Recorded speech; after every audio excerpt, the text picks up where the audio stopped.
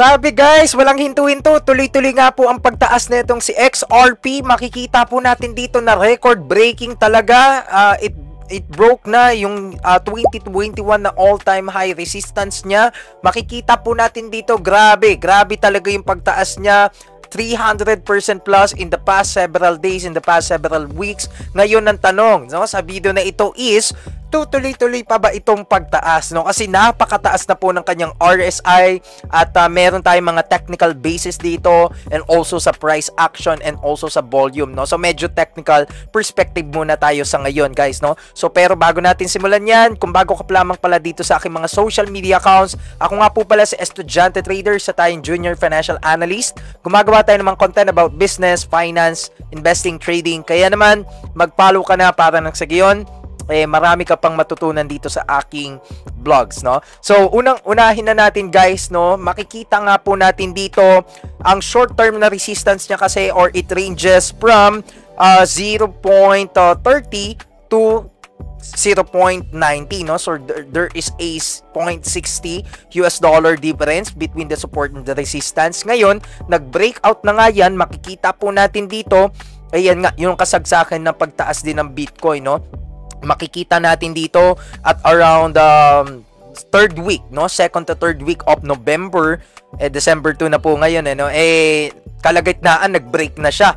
So ngayon, tumuloy-tuloy pa yan ulit, nag-skyrocket siya dahil marami rin fundamental driven news at makikita din natin sa volume na talagang legit. Ibig sabihin legit yung volume, no? Kasi pagka yung presyo tumaas at yung volume hindi ganun kataas, hindi ganun ka-significant, makikita natin dito na, tignan nyo, kahit na may pagbaba na naganap dito, makikita nyo insignificant or mas mataas pa rin yung volume ng mga buyers.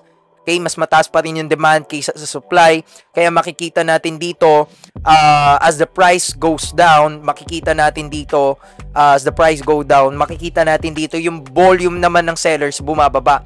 So actually, it is a good sign dito pa lang dahil ibig sabihin po nun, pwede pang tumaas, no? Itong si XRP, bukod sa meron tayong resistance po dito sa part na ito, well, makikita natin actually weaker, no? Nagwi-weaken dito yung selling pressure. Yan, that time. So, kita nyo, every time na tumataas siya, ang laki ng body ng candlestick. While, kapag bumababa siya, makikita nyo po dito, ang liit, no? Ang liit ng percentage and also yung volume ng sellers ng supply, no, ay very insignificant po. Kaya dito, makikita natin, yung buying volume is legit naman.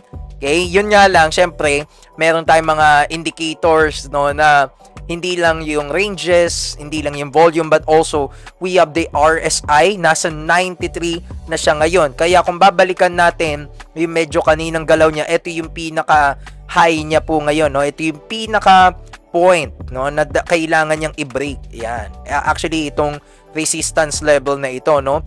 So ngayon meron tayong semi or mini resistance mo dyan. May tinatawag din akong mini support dito. So pwedeng dito po, pwedeng dito rin, support 1 and support 2. So yan po yung kailangan nating bantayan, antabayanan dyan.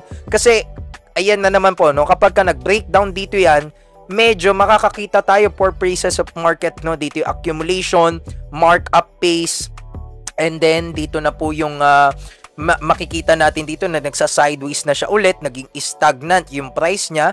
Diyan, dito sa part na ito. And then, eto, napaka-crucial po nitong dalawang malaking candlestick na ito na bearish kasi ibig sabihin na naman no, nagbabago yung trend, no? Ibig sabihin hindi niya nasusustain yung level niya dito. Yan, yung level niya dyan, no?